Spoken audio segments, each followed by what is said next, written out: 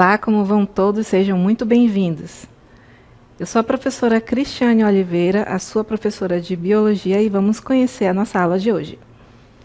Nossa aula de hoje é de número 14, Revisão e Avaliação. Então, vamos começar? Então, estamos aqui em mais um cenário, para a gente começar a instigar um pouquinho sobre o nosso conteúdo de hoje. Estamos aqui no laboratório. É um laboratório comum, popular, dentro do meio dos pesquisadores, onde a gente desenvolve vários estudos, principalmente relacionados a coisas que a gente não compreende e que precisamos de equipamentos especializados. Temos aqui na nossa bancada, as duas bancadas, microscópio, então a gente já está dando uma pista aí do que nós vamos falar sobre hoje. Aí trago uma pergunta reflexiva aí. O que diferencia os seres vivos das coisas não vivas? Você já parou para pensar o que diferencia você de um objeto inanimado, você de uma cadeira, você de um ventilador, de um ar-condicionado, de qualquer aparelho ou objeto que esteja presente no meio? Então, essa pergunta aí, a gente vai tentar entender um pouquinho aí, falando sobre alguns conteúdos básicos e clássicos dentro da biologia. O primeiro deles, para a gente tentar entender a estrutura, parte funcional mais pequena, é a citologia. Então, o estudo da citologia, também conhecido como biologia celular, é um ramo da biologia que estuda as células. Isso mesmo, as suas estruturas e funções também. O termo citologia ele deriva da palavra grego citos, que significa célula, e logos, que significa estudo. Então, avançando aí sobre a citologia, ela é fundamental para compreender a complexidade dos seres vivos, pois a célula é a unidade básica dos níveis de organização celular. E aí, quando a gente fala de unidade básica de organização, temos um esquema clássico também, para mostrar para vocês o que significaria essa organização estrutural de um ser vivo. A contar aí como exemplo o corpo humano. Então, nós temos a unidade básica, por onde partiremos o nosso estudo, que é a célula. Quando as células têm propriedades em comum e funções em comum, elas vão se juntar para formar os tecidos. Tá? Depois que se forma o tecido, alguns tecidos vão se unir também por um objetivo comum, formando o que nós chamamos de órgão. E os órgãos trabalhando para fazer funcionar uma mesma função, por exemplo, quando a função é de digerir alimentos, nós temos aí a função, o sistema digestório. Então, esse órgão aqui, que é o estômago, ele vai se aliar a outros órgãos para fazer parte dessa função do sistema que vai fazer um objetivo em comum, que é digerir alimentos. E aí os sistemas vão se unir para formar o corpo humano. Então, quando a gente olha para o corpo humano, quando você se vira para o espelho e está olhando você está olhando, na verdade, para inúmeras células que estão trabalhando em conjunto, em harmonia, para fazer o seu corpo funcionar. Olha só que interessante. Aí eu trago para vocês também uma reflexão. As células elas podem variar amplamente de forma, de tamanho e de função, mas todas vão compartilhar algumas características fundamentais. O que é isso, professora? Cada vez que você estuda um tipo de célula que vai fazer parte de um tipo de órgão, de um tipo de tecido, você vai detectar com o estudo, com o microscópio, uma célula de tamanho e forma variada. Tá bom? Então, para o nosso entendimento, todas elas vão ter partes em comum. Essas que nós vamos conhecer agora, estudando a célula. A célula ela é a unidade estrutural e funcional dos seres vivos, exceto o vírus, que dentro da teoria celular, como ele não é composto por uma estrutura celular, ou seja, não contém membrana plasmática, citoplasma e núcleo, essa organização, ele é uma exceção dentro da teoria celular e, portanto, por muitos especialistas, nem é considerado um ser vivo. E aí a gente vai recobrar alguns conceitos relacionados à célula. Nós temos as células procariontes e eucariontes. As procariontes são as células simples, sem núcleo definido. Exemplo, todos os indivíduos que fazem parte do reino das bactérias. Nós temos as células eucariontes, que são células complexas, com núcleo bem definido. Exemplo, as células do corpo humano. E para a gente ilustrar melhor, trago a vocês aí 2 imagens clássicas, didáticas, né, para mostrar quanto uma célula é simples em relação à outra.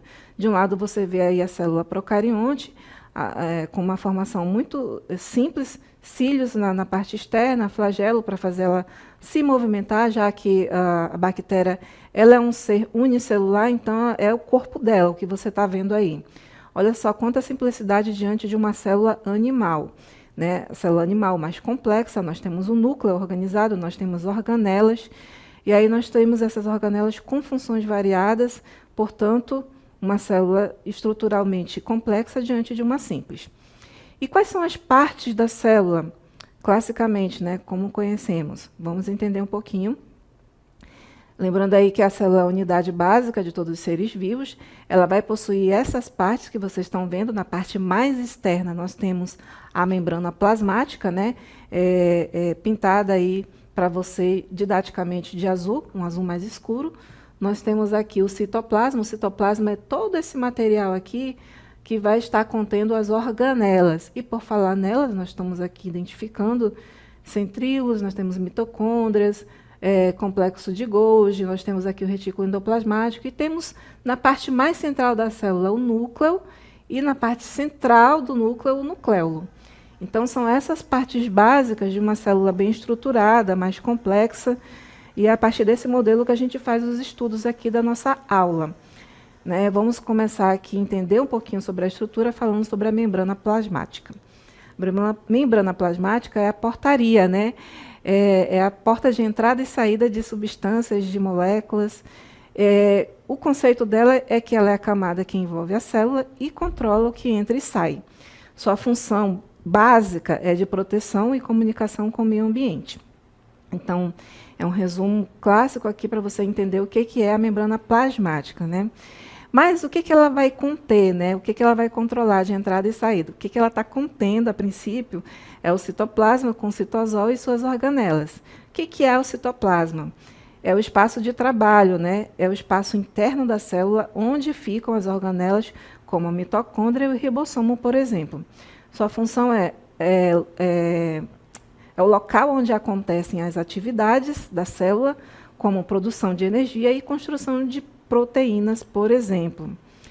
E na parte mais interna da célula, nós vamos ter o núcleo. O núcleo que é o verdadeiro centro de comando dela, onde nele vai estar contido o material genético, né? É a sala de controle. Então, a função dele é controlar as atividades da célula, como o crescimento e a reprodução, por exemplo. Quando uma célula se organiza com outra, com funções em comum, a partir daqueles níveis de organização celular, a gente vai partir para um outro estudo dizendo que essas células vão formar tecidos. E aí nós entramos num outro campo da biologia chamado de histologia. Histologia é uma ciência subestimada? Bem, quando você estuda a célula, você está estudando indiretamente tecido. Então, às vezes, a gente faz uma certa confusão entre histologia e citologia. Você, estudante, acadêmico aí, que está nos assistindo. Então, a histologia ela é a ciência que estuda os tecidos do corpo humano. Ela funciona como uma ponte entre os estudos das células e dos órgãos e ajuda a entender como a estrutura do corpo está organizada e como elas desempenham sua função. Assim como em uma casa, por exemplo, onde o tijolo é a célula e forma as paredes e os cômodos, que são os órgãos, o nosso corpo tem um sistema organizado de construção chamado tecido. Então, a gente está fazendo uma analogia aí eu trago para vocês mais um momento de reflexão para você entender, quando se olhar no espelho, que você está diante de células que estão formando tecidos. Aí, ao se tocar, né, você já está diante de uma parte do seu corpo, né, de um órgão sensorial, que é formado por vários tipos de tecidos que também são formados por células. E trago aí uma pergunta reflexiva. Então, como a pele protege o nosso corpo? Né, com base no que a gente está observando aí no nosso cenário, você olha, você reflete como é que a pele vai proteger o corpo, qual é essa fisiologia. Tentem entender aí um pouquinho como é complexo o nosso corpo. Então, vamos aí para o estudo dessa parte do nosso corpo, que é o tecido epitelial. Então, funções do tecido epitelial são funções de proteção e revestimento, né, que evitam a entrada de micro-organismos e substâncias nocivas. Nós temos também a função de absorção, que permite a entrada de nutrientes, por exemplo, é o que acontece com o intestino delgado durante o processo de digestão. Temos aí a função de secreção, onde produz substâncias como o suor, o muco e as enzimas digestivas. Isso aí tudo tecido epitelial, viu, gente? E excreção também, onde elimina substâncias do corpo, como o suor e a urina. A gente sinalizou aí algumas das funções principais do tecido epitelial, tá bom?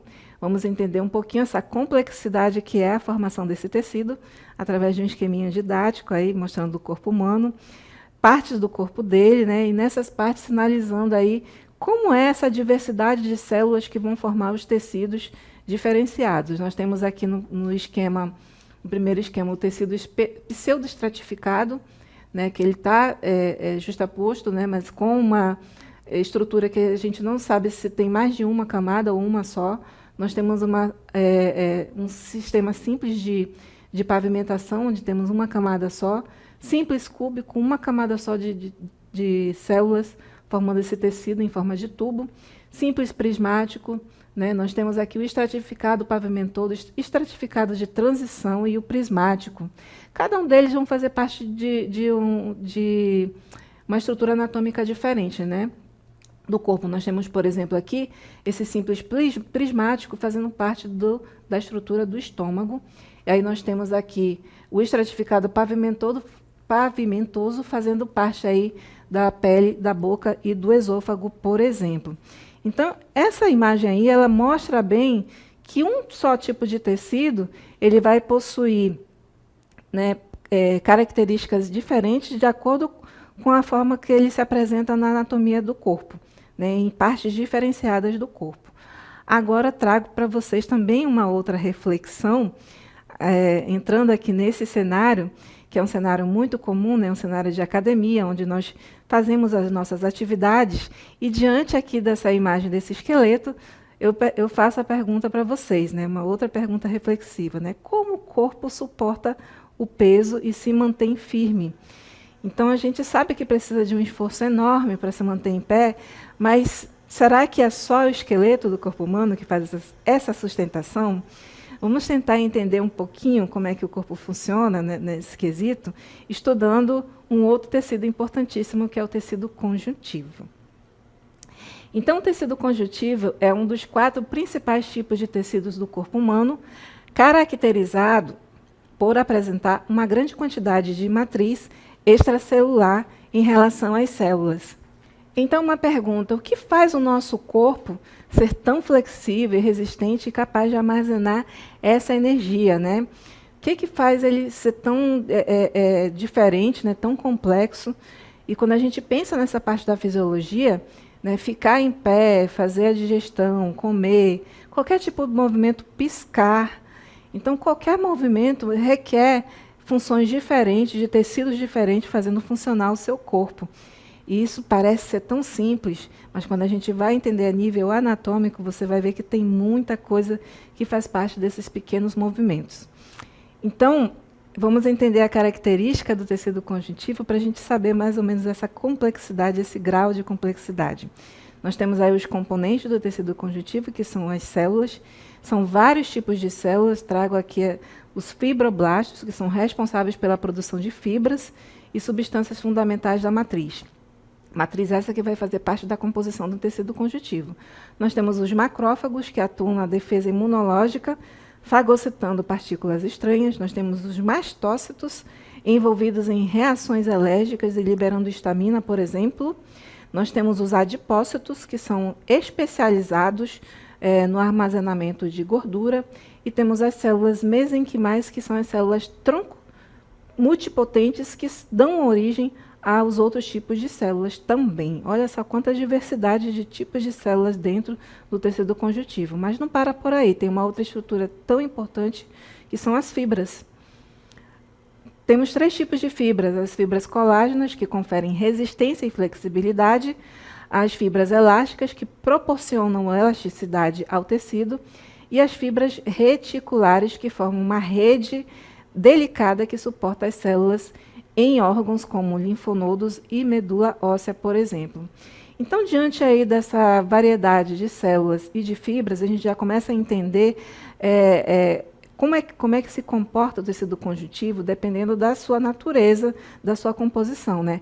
As fibras, elas vão dar uma certa sustentação, vão dar uma certa flexibilidade, né, elasticidade, vão ser atuantes no processo de movimentação e de sustentação, tanto do tecido como o tecido que está formando o órgão e o órgão formando o sistema posteriormente.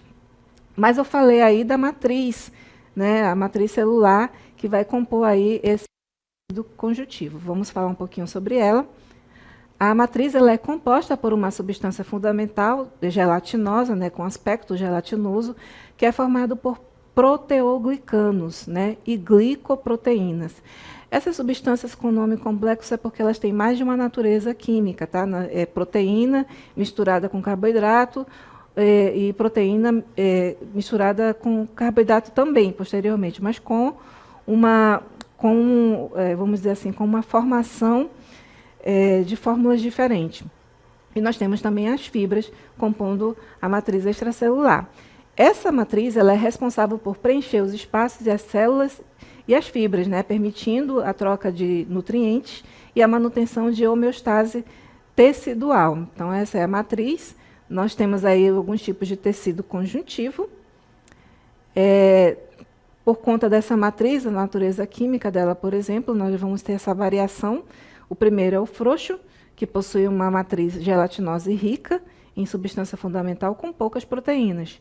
O outro é o tecido denso, né, tecido conjuntivo denso, que ele vai ser rico em proteínas que podem estar organizadas de forma paralela, que é o denso modelado, ou irregular, que é o denso não modelado. Ambos estão sendo apresentados aí na nossa imagem, né, no esquema didático aí da nossa imagem, o modelado e não modelado.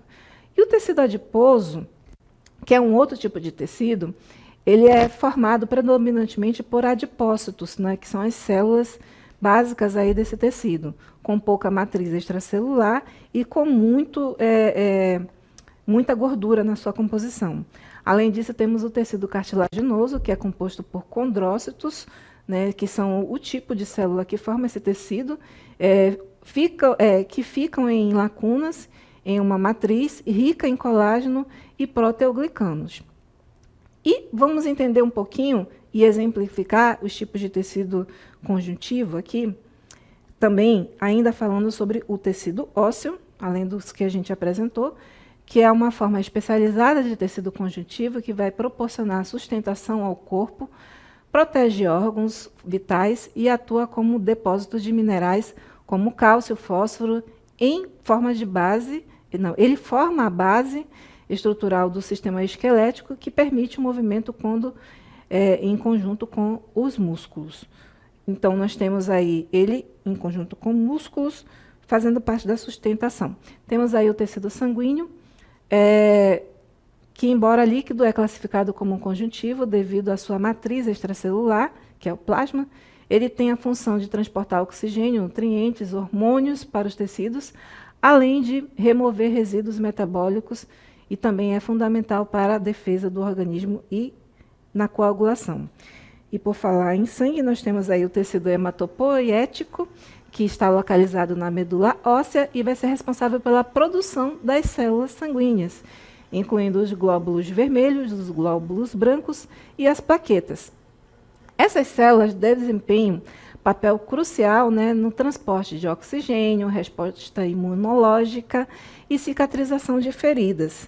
Então, a gente viu aí alguns exemplos de tecido conjuntivo, né, e todos eles com sua função específica e altamente importantes para o corpo humano, que remete um pouquinho àquela pergunta reflexiva de como o seu corpo se sustenta. Eu espero que vocês tenham entendido e gostado dessa parte mais anatômica e fisiológica dos nossos movimentos e sustentação. Até mais!